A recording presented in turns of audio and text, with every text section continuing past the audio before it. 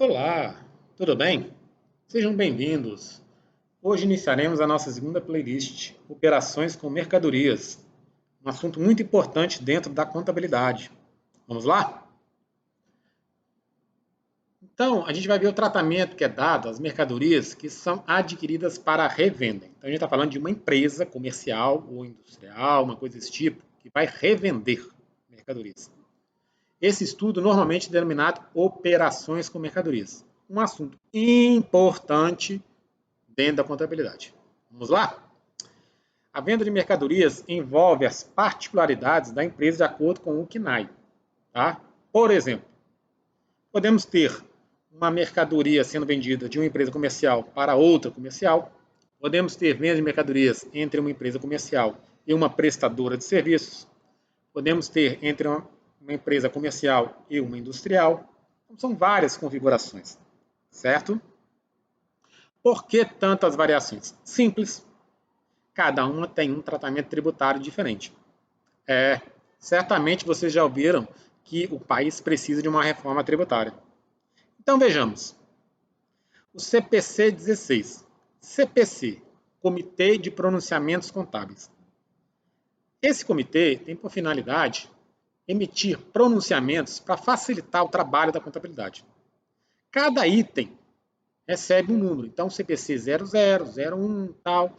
E o CPC 16 é um pronunciamento que auxilia no trabalho do registro dos estoques. Então, ele só regulamenta a parte referente a estoque. Tá bom?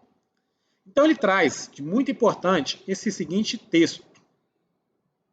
O custo de aquisição dos estoques compreende o preço de compra, os impostos de importação e outros tributos, exceto os recuperáveis junto ao fisco. Então, aqui nessa citação, tem muito assunto para a gente trabalhar. Só que hoje nós vamos trabalhar só a questão dos impostos recuperáveis junto ao fisco. Depois, ao longo da playlist, a gente vai falando mais sobre isso daí. Certo? Então, por partes.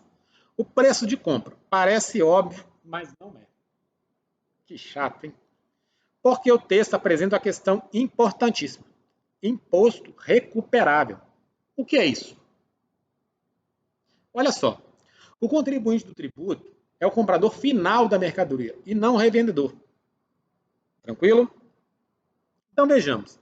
Quando uma empresa compra geladeiras para revenda, ela paga o imposto na nota fiscal de entrada. Mas, contudo, entretanto, a empresa não é o verdadeiro contribuinte do imposto. O contribuinte do imposto é o consumidor que compra, por exemplo, uma geladeira e leva para a sua casa. Então, esse valor do tributo pago pela empresa deve ser recuperado quando da venda da mercadoria. Isto é, a empresa faz um adiantamento do tributo e fica guardando a venda ao consumidor final, que realmente aperfeiçoa o fato gerador do tributo. Certo? Então, isso aqui é bem importante, por quê? Porque somente com a venda da mercadoria é que realmente ocorre o fato gerador. Então, a empresa irá se creditar desse valor e aguardar a venda. Então, a gente vê aqui uma série de palavras novas. Creditar-se. Será assunto das nossas aulas ao longo da playlist. Todo esse trabalho tem uma lógica. Se o valor pago na etapa anterior não fosse descontado, a gente teria o tributo sobre tributo. Imagina bem, a cada emissão de uma nota fiscal, você paga tributo. Imagina bem se fossem, por exemplo, nós temos a revendedora, poderíamos ser mais de uma revendedora e tal. E aí, como é que ficaria? Cada emissão de nota fiscal pagar o tributo de novo? Então, teríamos o imposto cascata. Isso seria chamado de cumulatividade. Porém, a lei, ao definir os elementos fundamentais de um tributo, diz se ele é ou não cumulativo. Tá bom?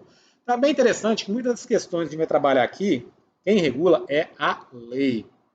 Tá? Ah, mas por que é feito assim? A lei que determina. Tá? Então, é a lei. Não somos nós, contadores, que dizemos que é assim. Existe uma lei dizendo que deve ser feito dessa forma. Tudo bem? Tranquilo? Então, a gente encerra aqui. Qualquer dúvida, você para o vídeo, dá uma lida com calma. Tem muito assunto aqui. Uma playlist com vários vídeos. A gente vai começar agora. Tudo bem? Então, um abraço e até a próxima.